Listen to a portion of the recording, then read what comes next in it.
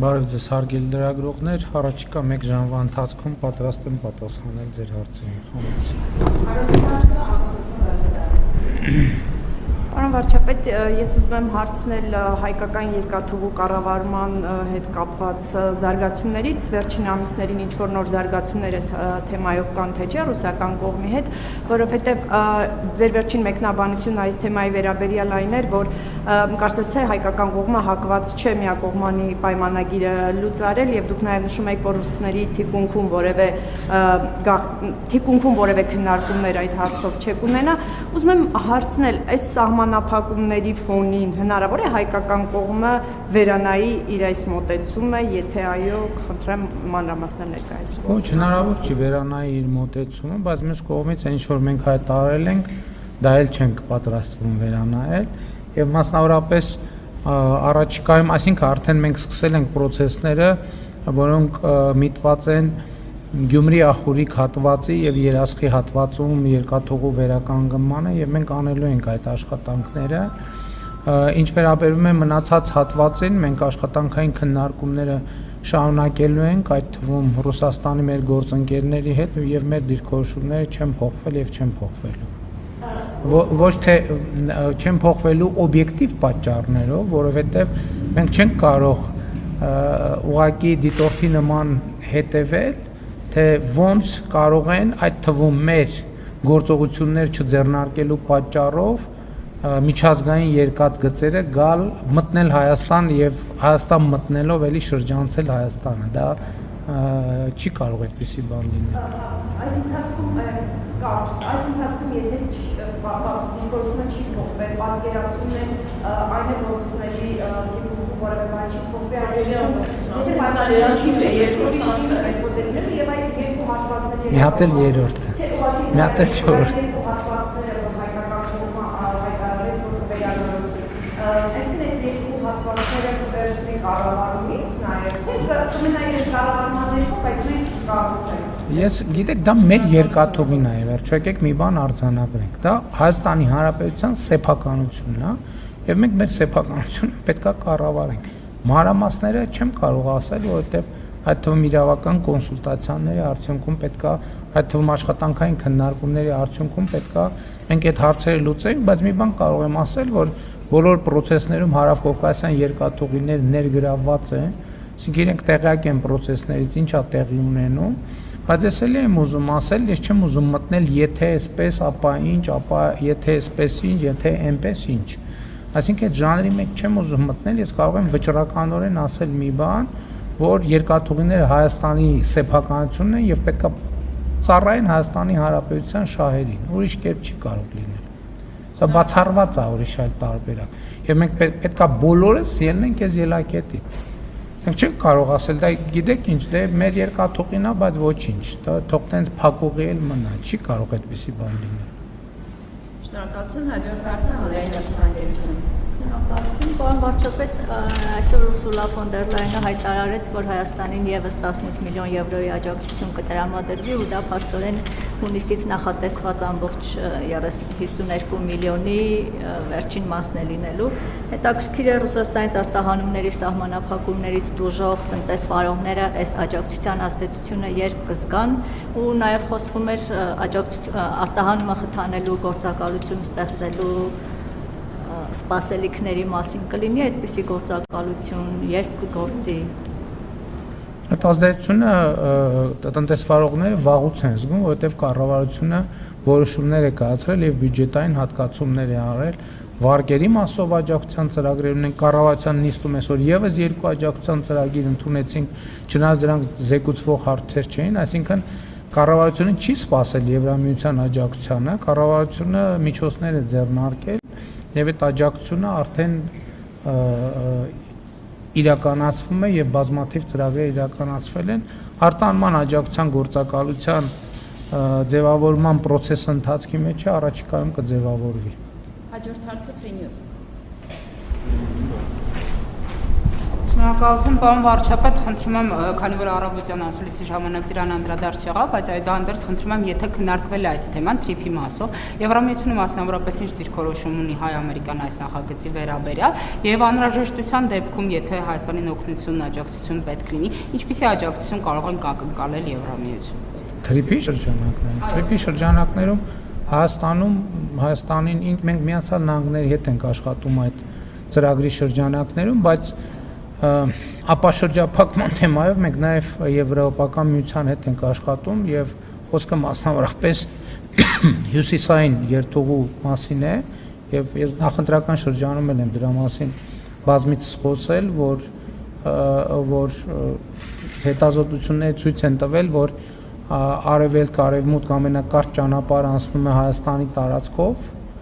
մասնավորապես Տավուշի, Լոռու եւ Շիրակի մարզերով, եւ մենք այդ նախագծի իրագործման շուրջ աշխատում ենք Եվրոպական միության հետ եւ ամենապարզ մեթոդ է ծրագիր իրականացնելու մասնավորապես Ղազախ, Իջևան, Վանաձոր, Գյումրի, Ախուրիկ ավտոմոբիլային ճանապարհները վճարովի հիմունքներով բեռնատարների միջազգային բեռնատարների համար բացելն է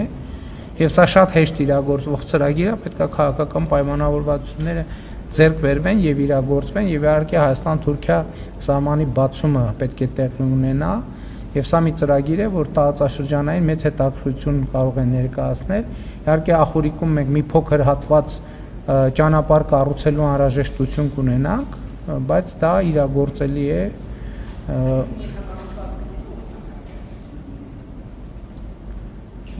Ինչի հետ կապված դուք TRIP-ի մասին հարցրեցիք, ես ասում եմ TRIP-ի հետ կապված Միացյալ Նահանգների հետ ենք աշխատում, այսինքն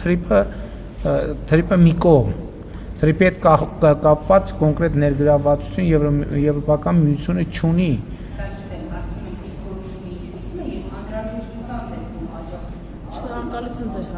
Բայց ինչի պետք է անհրաժեշտություն լինի, ես այդ բան լավ չեմ հասկանում, որովհետև Միացյալ Նահանգների հետ այդ ծրագիրը մենք իրագործում ենք, բայց Եվրոպական միության դիրքորոշումը իհարկե դրական է TRIP նախագծի վերաբերյալ։ Շնորհակալություն, հաջորդ հարցը հրապարակ։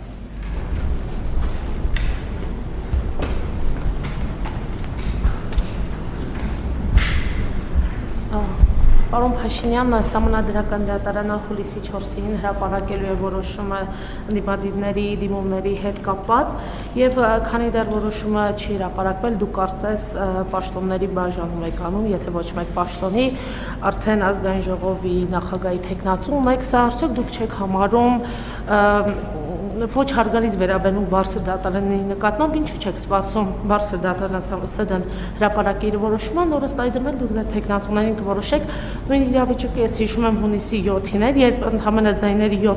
10% հաշվել, բայց դուք հայտարարեցիք, որ քաղաքացիական պայմանագիրը հաղթել է ընտրություններում։ Երկրորդ հարցը մի կարճ հարց, դուք համարում եք ինչ է կարծում, մինչև 2018 թվականի ընտրությունները կեղծվել են կենտրոնական ընտրական հանձնաժողովի կողմից։ Ընդդիմությունը այս ողջ ընթացքում քննարկում է մանդատներ վերցնել չվերցնելու հարցը։ Այսինքն իրանք դիմել են Սահմանադրական դատարան, առավոտից երեկո քննարկում են մանդատները վերցնեն, չվերցնեն, վերցնելն է ճիշտ թե չվերցնելն է, բայց ինչ մանդատ են վերցնում կամ չվերցնում։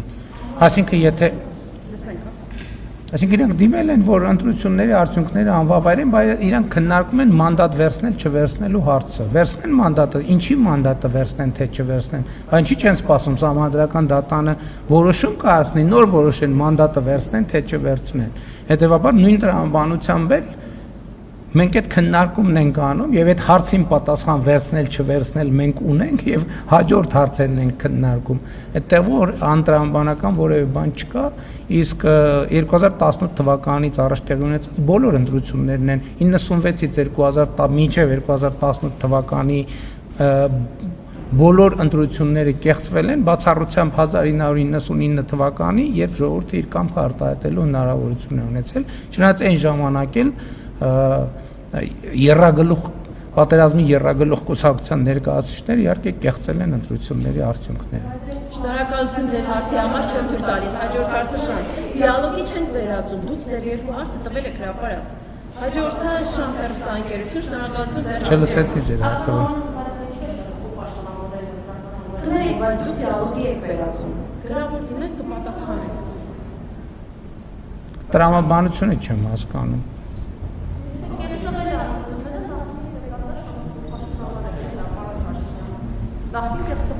Այսինքն ինչ հիմա գնացեք դպրոցների սպորտ դպրոցների բանահատակները քանդեք, տեսեք քվյաթերթիկ կգտնեք, թե չէ։ Կամ կարող է Սևանա լճի վրա բանը քվյաթերթիկներ են լողում։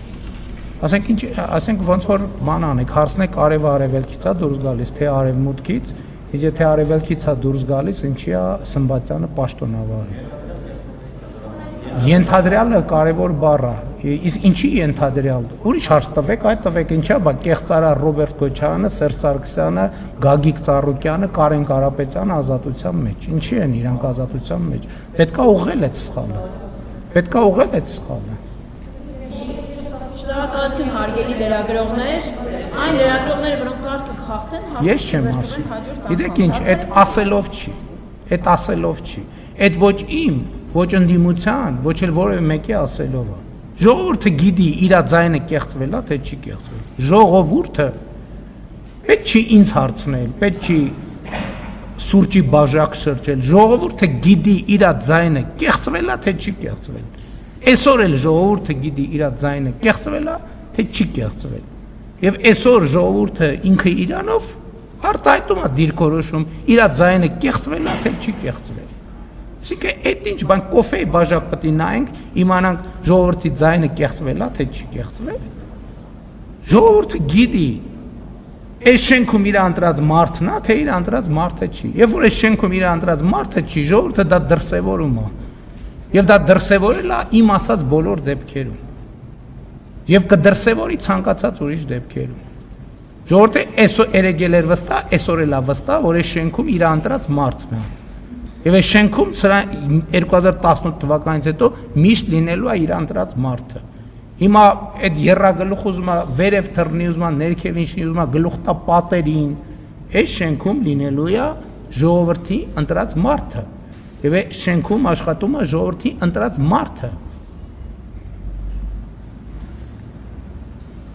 Շնորհակալություն Շանթ։ Վարչապետ հաշվի առնելով Ռուսաստանի վարելիքի շուկայում վերջին սահմանափակումները